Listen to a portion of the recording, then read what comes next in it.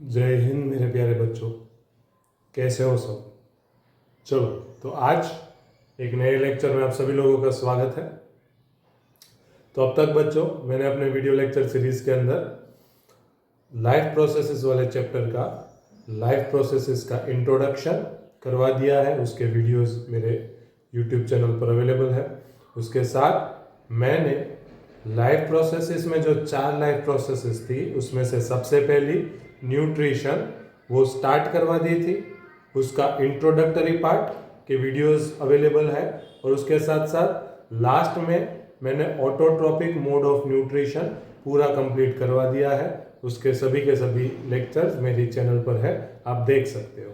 Autotrophic mode of nutrition में बच्चों एक छोटी सी डिटेल्स अभी बाकी है, लाइट रिएक्शन और डार्क रिएक्शन, जो कि ऑटोट्रॉपिक मोड ऑफ न्यूट्रिशन से रिलेटेड है। उसका एक छोटा सा वीडियो मैं रिकॉर्ड कर साथ में डाल दूंगा, ठीक है, तो वो बाद में आएगा। अब आज इन टुडेज लेक्चर हम न्यूट्रिशन का ही दूसरा part heterotrophic mode of nutrition start करते हैं। बच्चों सारी चीजें ध्यान से सीक्वेंस में समझते हुए चलना, तो ही आप अच्छे से समझ पाओगे, सीख पाओगे। याद रखो, सिंपल सा चैप्टर है, थोड़ा सा लेंदी है, थोड़ा सा समझना पड़ेगा, प्रैक्टिस करनी पड़ेगी, तो इस चैप्टर में से मार्क आपके जाएंगे नहीं, ठीक है। तो अब तक ऑटोट्रॉपिक मोड ऑफ न्यूट्रिशन हमने देख लिया है। मैं उम्मीद करता हूं कि आपने वो सारे वीडियोस देख लिए होंगे ऑटोट्रॉपिक मोड ऑफ न्यूट्रिशन के। उसमें से अच्छे से रिवीजन कर लीजिए, ठीक है, और उसको बिना देखे लिखने की प्रैक्टिस करिए, विच इज मैंडेटरी। ओके, चलो आगे बढ़ते हैं, ज्यादा टाइम नहीं बिगाड़ते हैं। सो in today's class we are going to start heterotropic mode of nutrition. Heterotropic nutrition. Okay, तो आज हम हेट्रोट्रॉपिक न्यूट्रिशन स्टार्ट कर रहे हैं। अब मैंने अपने प्रीवियस वीडियोस के अंदर हेट्रोट्रॉपिक मोड ऑफ न्यूट्रिशन की सब कैटेगरीज आपको बता दी थी, जिसमें कि सेप्रोट्रॉपिक या तो सेप्रोफाइटिक न्यूट्रिशन, पैरासिटिक न्यूट्रिशन और तीसरा था होलोजोइक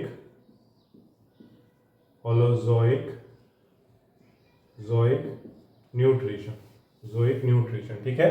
ये 3 हेट्रोट्रॉपिक न्यूट्रिशन की कैटेगरीज है, जिसमें सेप्रोफाइटिक न्यूट्रिशन क्या होता है, उसके एग्जांपल्स मैंने आपको बता दिए थे।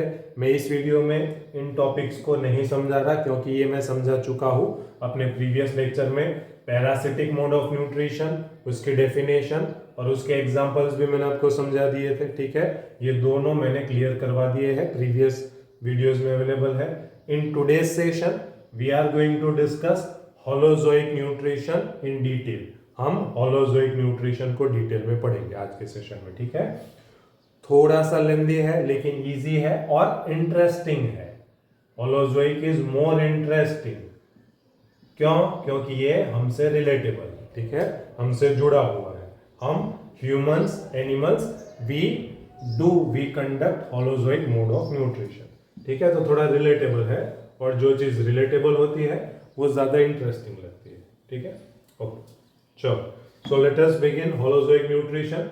अब बच्चों, होलोजोइक न्यूट्रिशन एनिमल्स में भी देखा जाता है और माइक्रो ऑर्गेनिजम्स, कुछ माइक्रो ऑर्गेनिजम्स में भी देखा जाता है, जैसे कि अमीबा। तो यहां पे हम एनिमल्स का और अमीबा का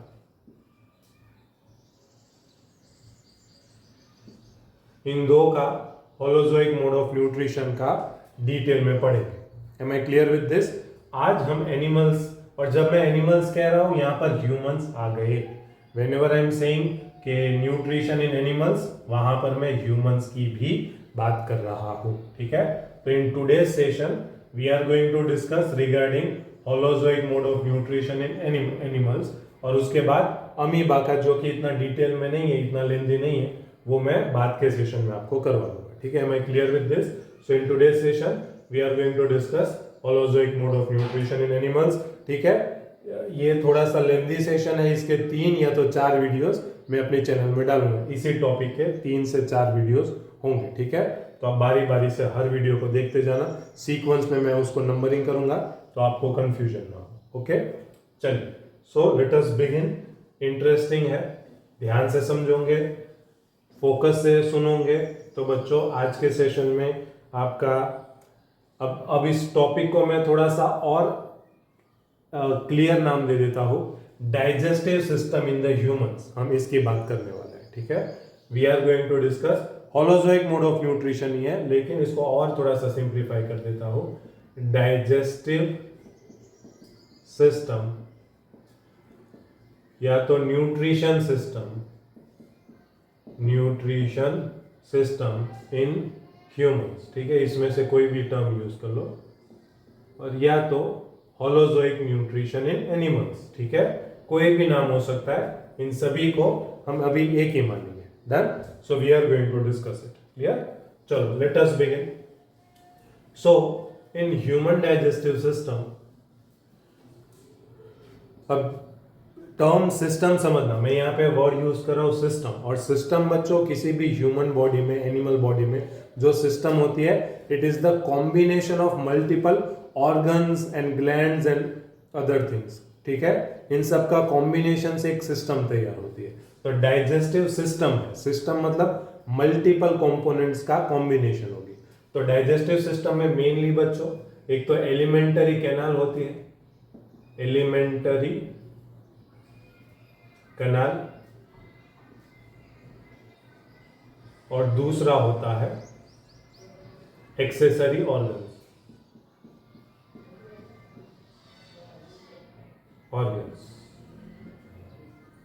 ह्यूमन डाइजेस्टिव सिस्टम इन दो चीजों का कॉम्बिनेशन होती है, ये पहली चीज। ठीक है, एलिमेंटरी कैनाल, एक्सेसरी ऑर्गन्स। तो पहले इसको ब्रीफली समझ लेते हैं बच्चों। ह्यूमन डाइजेस्टिव सिस्टम को हम पढ़ेंगे कैसे, तो ये जानो।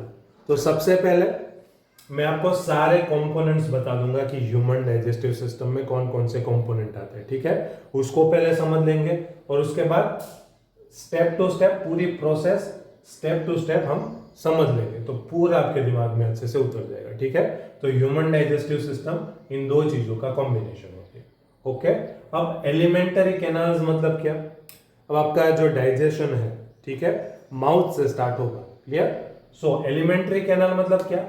डाइजेस्टिव सिस्टम के वो सारे कंपोनेंट्स जिसमें से फूड पास होता है, सारे डाइजेस्टिव सिस्टम के कंपोनेंट जो आपस में जुड़े हुए हैं और जिसमें से फूड पास होगा, उन्हीं को एलिमेंटरी कैनाल कहा जाता है। एक्सेसरीज ऑर्गन्स मतलब क्या? जो डाइजेस्टिव सिस्टम में ऐसे ऑर्गन्स जिसमें से फूड पास नहीं होगा लेकिन जो डाइजेस्ट करवाने में हेल्पफुल हो रहे होंगे, उन सबको एक्सेसरी ऑर्गन्स कहा जाता है। Am I clear with this? Simple सी बात, एलिमेंटरी कैनाल किसको कहेंगे? डाइजेस्टिव सिस्टम में जिन जिन कंपोनेंट्स में से आपका फूड पास होगा, those are, it is called alimentary canal. और डाइजेस्टिव सिस्टम के ऐसे ऑर्गन्स या तो ऐसे कंपोनेंट्स जिसमें से फूड पास नहीं होगा लेकिन जो डाइजेशन करने में मदद रूप हो रहे हैं, उन सबको एक्सेसरी ऑर्गन्स कहेंगे।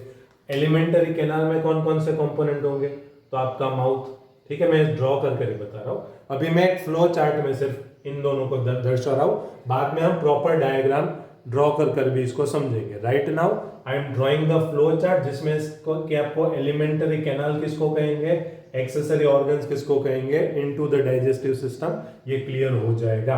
ध्यान से देखना, ध्यान से समझना, और जो बात बच्चों आपको समझ में नहीं आ रही, बेझिझक कमेंट में लिखकर मुझको बताइए, मैं उसको और ज्यादा सिंप्लीफाई करूंगा, और ज्यादा डेप्थ में हम जाएंगे और उसको समझेंगे। ठीक है, समझना सभी चीजों को है। और यहाँ पर तो आपको एक बेनिफिट भी है कि आप रिवाइंड कर भी चीजें को देख सकते हैं और समझ सकते हैं। You can take your time. Okay, so let us begin. Right now I am drawing only a flow diagram. मैं सिर्फ एक फ्लो डायग्राम से इन दो चीजों को समझाने की कोशिश कर रहा हूं। ठीक है, ओके, पहले मैं एलिमेंटरी कैनाल के सारे कंपोनेंट्स बता दे रहा हूं। स्टार्ट होता है बच्चों माउथ से।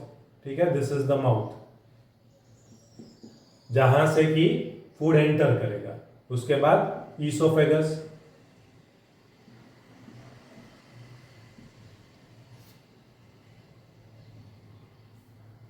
चलो, एलिमेंट माउथ हो गया, ये एलिमेंट्री कैनाल के कंपोनेंट्स, माउथ जहां से फूड एंटर हुआ, ठीक है, वहां से फूड जाएगा आपके ईसोफेगस, जिसको कि फूड पाइप भी कहते हैं, जो माउथ के साथ कनेक्टेड होगा, फूड पाइप, ठीक है।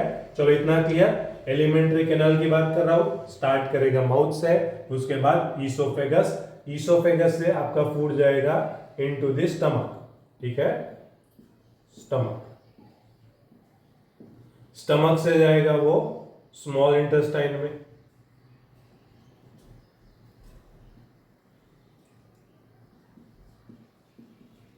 intestine, small intestine से it will go to the larger intestine,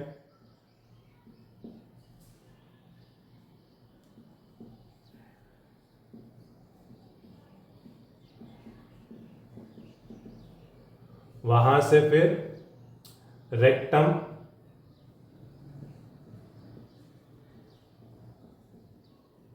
और उसके बाद एनस। चलो, am I clear with this? तो ये बस बच्चों मैंने एक्चुअल डायग्राम नहीं ड्रॉ करी है, एलिमेंट्री कैनाल का एक फ्लो बस दर्शाया है, ठीक है।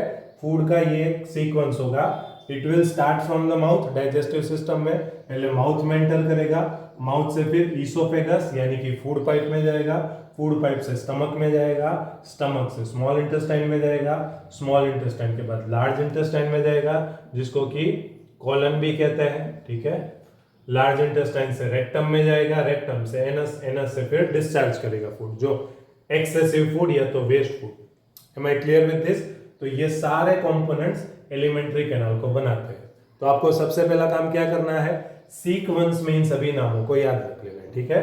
Mouth, oesophagus, stomach, small intestine, large intestine, rectum, anus. Am I clear with this? आपके बुक में प्रॉपर डायग्राम इज गिवन, मैं यहां पर भी डायग्राम ड्रॉ करूंगा, डायग्राम भी कई बार पूछ लेते, ठीक है। तो डायग्राम भी हम यहाँ पर ड्रॉ करेंगे, बट पहले सीक्वेंस में सभी नामों को याद रख लेना जरूरी है।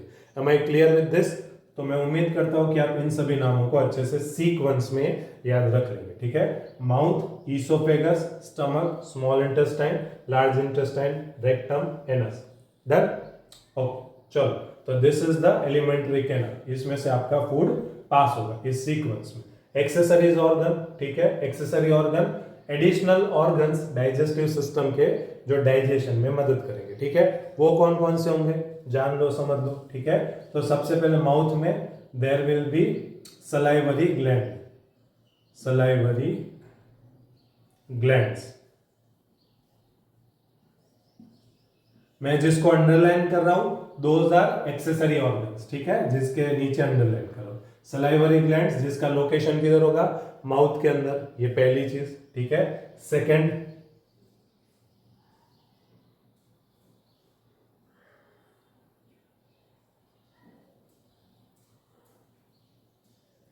बच्चों डायग्राम्स आपको बेहतरीन बेहतरीन बुक्स में भी अवेलेबल होगी और नेट में भी अवेलेबल होगी, ठीक है। तो you have to see it. उसके बाद लीवर, जो स्टमक के बाजू में ही होता है, ठीक है, अंडरलाइन कर रहा हूं, एक्सेसरी ऑर्गन। उसके बाद पेनक्रियास, अंडरलाइन कर रहा हूं। यहां पे कुछ ग्लैंड्स होंगी, गस्टेटरी ग्लैंड्स, स्टमक के इनर लाइनिंग पर, गस्टेटरी ग्लैंड्स, चलो उसको भी अंडरलाइन करो। तो जो अंडरलाइन करे हुए those are the accessory organ. तो ये सब मिलकर आपके डाइजेस्टिव सिस्टम को बनाते हैं, ठीक है। Mouth, oesophagus, stomach, small intestine, large intestine, rectum, anus, this is your alimentary canal, जिसमें कि आपका फूड पास होगा। ये पहली चीज। कुछ सपोर्टिव ऑर्गन्स रहते हैं माउथ में, सलाइवरी ग्लैंड, ठीक है, क्लियर। स्टमक में गस्टेटरी ग्लैंड्स, स्टमक के बाजू में लीवर, वो भी एक ग्लैंड है, स्टमक के नीचे पेनक्रियास, वो भी एक ग्लैंड है। This all are the accessories organ, accessory organs, ठीक है, which helps into the digestion. Am I clear with this? क्या मैं क्लियर हूं?